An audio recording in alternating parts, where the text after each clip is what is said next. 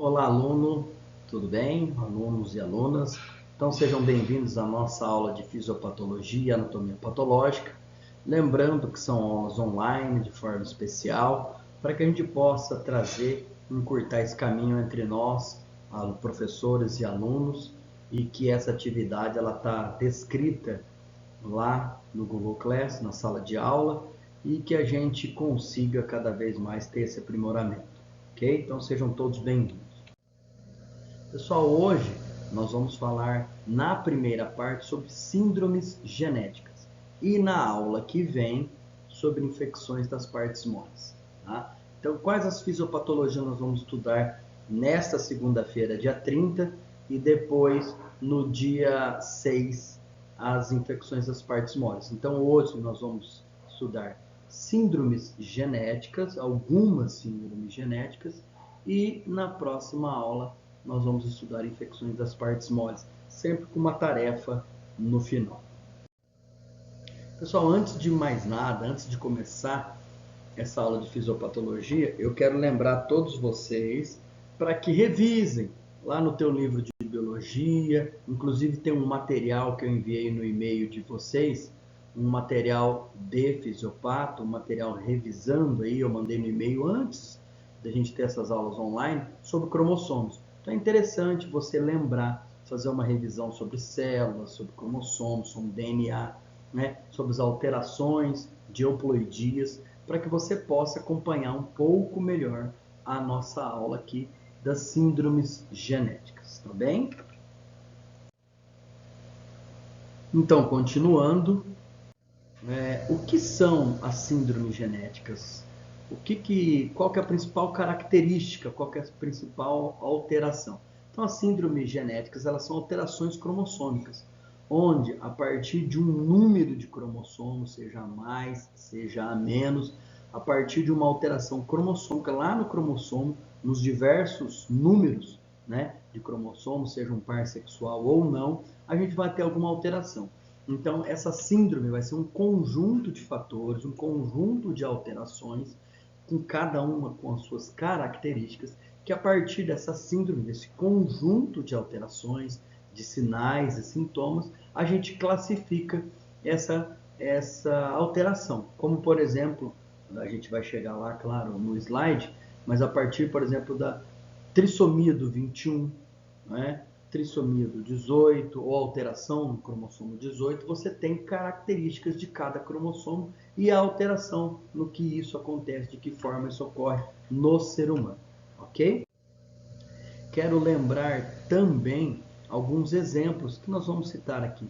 A síndrome de Down, a síndrome de Patau, a síndrome de Klinefelter, síndrome de Turner, síndrome de Edwards, onde a condição do triplo X, onde cada uma dessas síndromes, cada uma dessas condições vão ter uma alteração.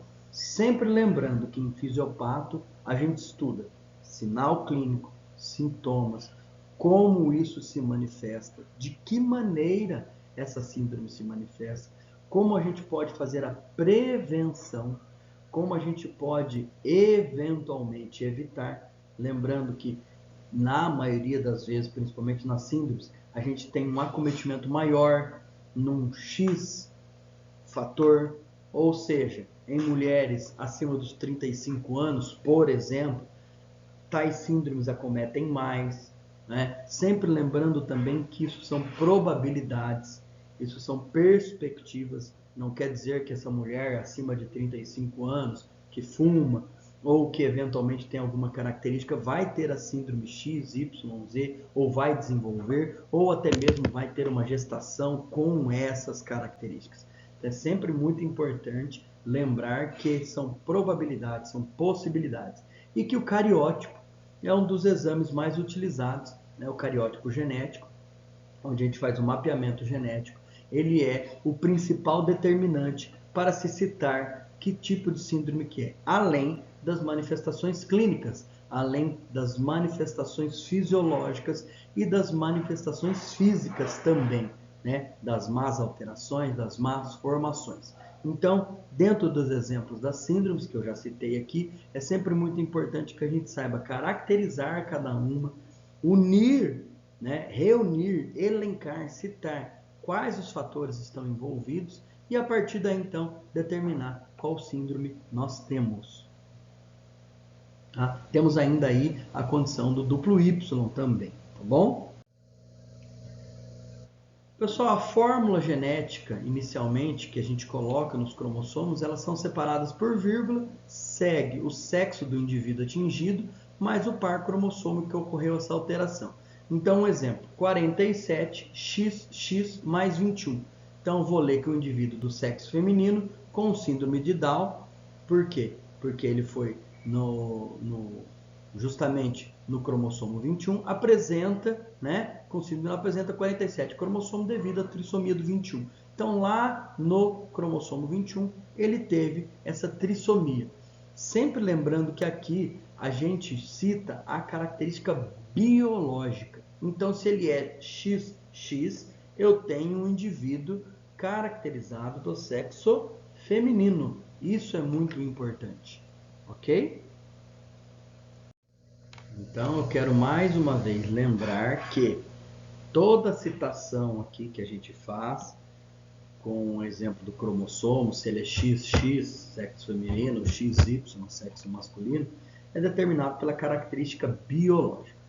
A primeira síndrome que a gente vai citar aqui é a síndrome de Down, né, que é a trissomia do 21, onde a fórmula genética é 47XY mais 21 ou 47XX mais 21, ou seja, ela ocorre justamente, vou grifar aqui, lá no cromossomo 21, tá? Lá no cromossomo 21, então sempre é importante lembrar que aí a gente vai ter a trissomia do 21, tá? Quais as principais características na síndrome de Down? Ela pode ser do sexo masculino e feminino, tá? Tem a característica física muito parecida entre eles, ok? E a partir daí, na síndrome de Down, repito, a gente tem a trissomia do 21, ou seja, teremos 3 cromossomos lá no cromossomo do número 21, tá? Ela foi descrita em 1866 por Langdon Down, um médico inglês, onde ele teve a cariotipagem anormal, analisando e revelando essa trissomia. Então, mais uma vez, como eu já citei para vocês, o cariótipo ele vai ser de suma importância para determinar a trissomia. Então, a realização do cariótipo, onde a gente vai descrever esses pares de cromossomos através dos números e principalmente da forma, do tamanho desse cromossomo. Então, é bastante importante, mais uma vez dizendo, que vocês revisem o material cromossômico. Pega o livro de biologia para entender o que é o cromossomo, tá? Pega o livro lá do ginásio, do colegial, mas eu também disponibilizei para vocês um material no e-mail de vocês bem antes de tudo isso começar, ok? Quais são as principais características? Então nós temos uma frequência aí de cada 1 a 2 nascimentos a cada 1000 nascimentos. Então é de 1 a 2, tá? Frequência de 1 a 2 a cada 1000 nascimentos, aumentando com a idade da mãe para 1 para 350. Então, de 1 a 2 nascimentos, a cada 1000 pessoas tem essa característica. E com a idade aumentando a partir de 35 anos para 1 para 350. Lembrando que isso é uma probabilidade, ok? É uma frequência onde a gente estuda tudo isso. Quais as principais características na síndrome de Down?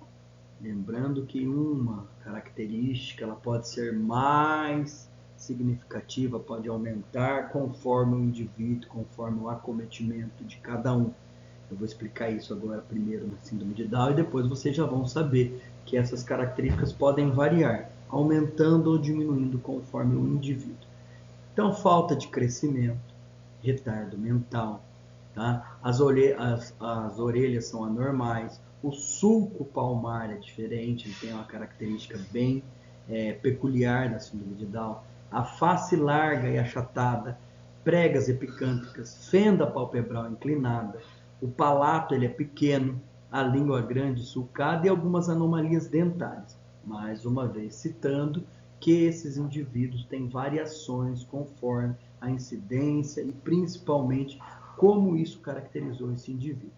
Normalmente ele tem uma doença cardíaca congênita, ele já nasce com essa doença cardíaca, podendo ter um comprometimento muitas vezes até na expectativa de vida desse indivíduo. Alguns indivíduos muitas vezes já passam por cirurgia antes de nascer ou logo que nasce, tá? Conforme o comprometimento da expectativa de vida, da característica de vida desse indivíduo. Ele pode ter um bloqueio intestinal, ele pode ter uma hérnia umbilical, ele tem ausência unilateral ou bilateral de uma costela, ele pode ter um aumento do cólon no intestino, ele tem o dedo dos pés grande, tá? O dedo grande do pé, ele tem um tônus muscular diminuído. Então, todas essas características, conforme eu já citei para vocês, vou citar isso de forma mais amplificada, ampliada aqui na síndrome de Down, depois eu só vou simplesmente citar, é que essas características, elas podem ser mais incidentes ou não. Elas podem ter uma maior característica ou não. Tá? Ela pode ter um comprometimento maior ou não, conforme o indivíduo. Então, algumas elas são mais incisas, são mais visíveis, esses sinais clínicos, outros nem tanto. Alguns têm um comprometimento maior, outros nem tanto. Como que varia isso? Conforme a própria característica genética, o próprio comprometimento, o próprio desenvolvimento de cada indivíduo. O que é importante a gente lembrar sempre? Lá nos nossos termos, os sinais clínicos, os sinais característicos, né? Então, e a clínica do próprio indivíduo, ok? É importante a gente observar a mão desse indivíduo, né? Então vejam como está diferente, vejam bem a característica da síndrome.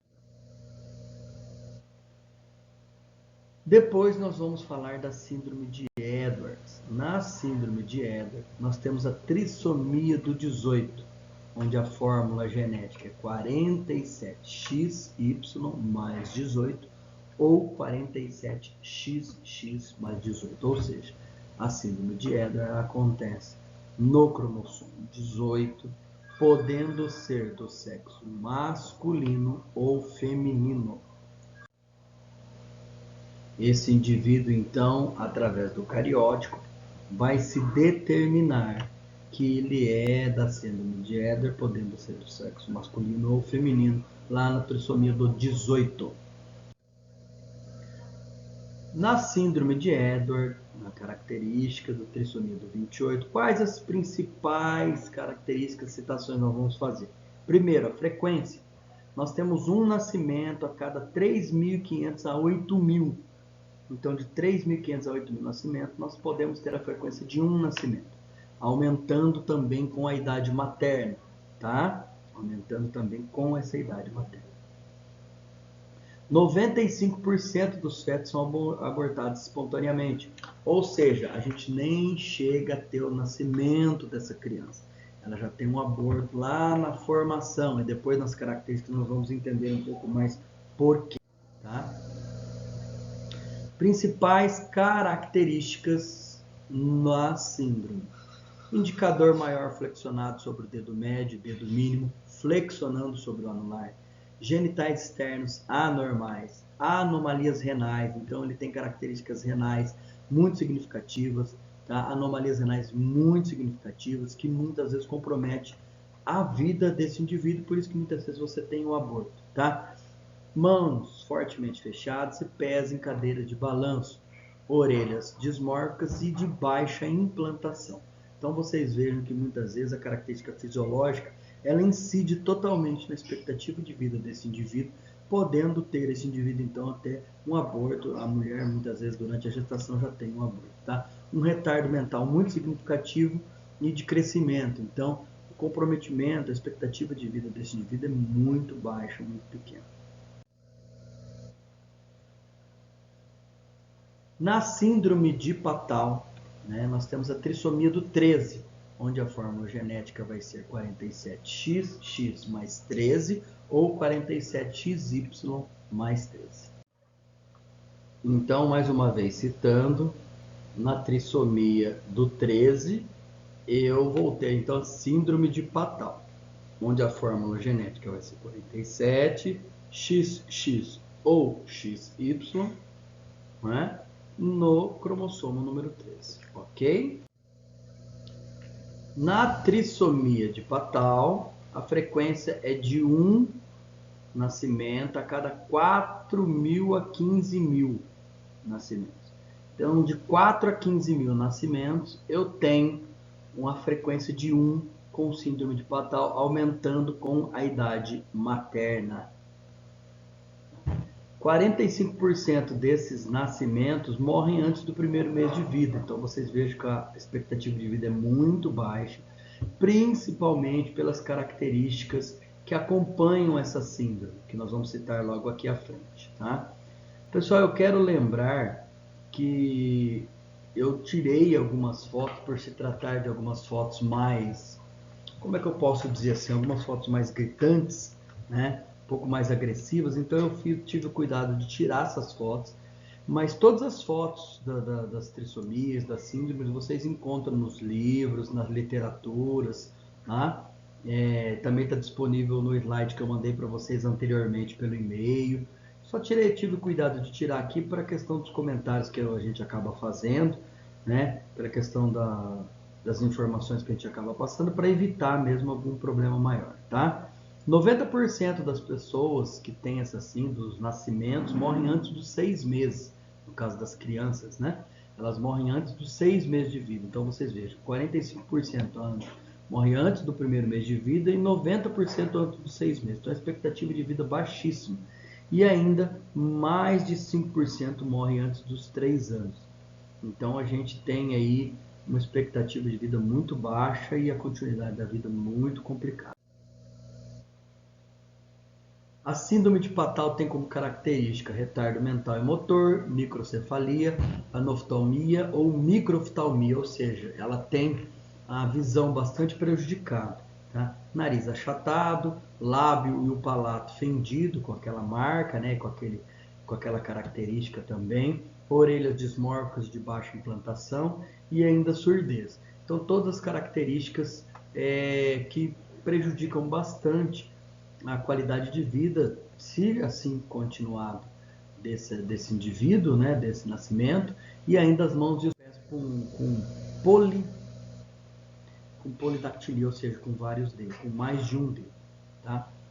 A próxima síndrome, quase finalizando, é a síndrome de Klinefelter, que é a trissomia do par sexual, onde eu tenho a fórmula genética 47XXY. Então eu tenho aí todas as características masculinas e femininas junto. Nessa síndrome, eu tenho a frequência aí a cada 700 a 850 recém-nascidos do sexo masculino, que aumenta com a idade materna.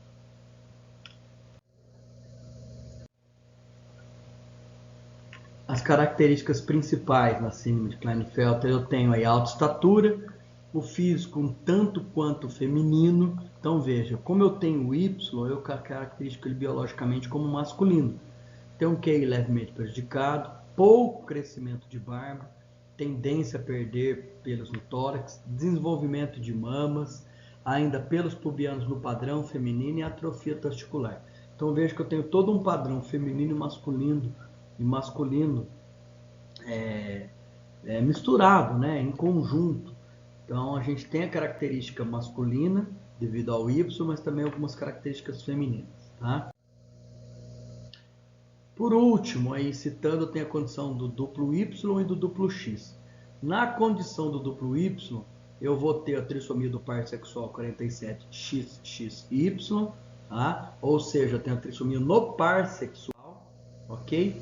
A frequência de nascimento é de 800 a 900, recém-nascidos masculinos. Então, a cada 800 a 900 nascimentos eu tenho essa frequência, essa condição, tá? Principais características: retardo mental moderado, ter um comportamento agressivo, anormalidades eletroencefálicas, orelhas anormais, subfertilidade, então esse indivíduo vai ter problemas de fertilidade, podendo ter um tratamento, né? E dedos longos. Já na condição do triplo X, eu tenho aí a trissomia do X, 47XXX. E, como característica principal, eu tenho a frequência de um nascimento a cada 1.000 recém-nascidos femininos, né? Retardo mental leve, em torno de 65% dos casos, dificuldade verbal e na memória a curto prazo, incoordenação motora leve e ainda desatenção. Esterilidades em alguns casos, não são todos, tá? Mas dentro dessa característica, dessas condições, a gente vai ter inúmeras características que você vai ter que, no desenvolvimento desses indivíduos, observar. E por último, a síndrome de Turner, onde eu vou ter a monossomia do X. Então você veja que eu tenho um cromossomo a menos, que é o 45X. Né? O que ocorre? Neste indivíduo, as características principais: impletação baixa dos cabelos, tórax em escudo. Então vejam a figura, né? Tórax em escudo, características faciais marcantes. Então, um indivíduo que tem uma característica física no seu fenótipo marcante, prega na pele, né, na parte do pescoço, constrição da aorta, então tem um comprometimento cardíaco também, pouco desenvolvimento de mamas, o que depois vai ser refletido também em características hormonais significativas, deformidades no cotovelo, ovários rudimentares, o que também caracteriza depois em várias diminuições hormonais, desregulação hormonal, unhas pequenas, tem alguns pontos marrons que a gente chama de neve, tá? E mamilos muito espaçados, ok? Pessoal, finalizando para a tarefa para o dia 6 de abril, tá? Então na próxima segunda, eu quero que vocês pesquisem um artigo científico relacionado à aula de hoje. Além do artigo que eu deixei disponível aí para vocês no sistema, eu quero que vocês pesquisem algum artigo científico relacionado à aula e possa trazer para a nossa conversa, para a nossa discussão dentro da disciplina aí no dia 6, tá bom? Muito obrigado mais uma vez, obrigado pela paciência. Quero lembrar que isso é uma fase de transição, né? A gente está aí se adaptando um pouco a esse novo sistema, que o mais breve possível a gente vai estar presente de forma física junto com todos. Muito obrigado, um grande abraço para vocês, tudo de bom.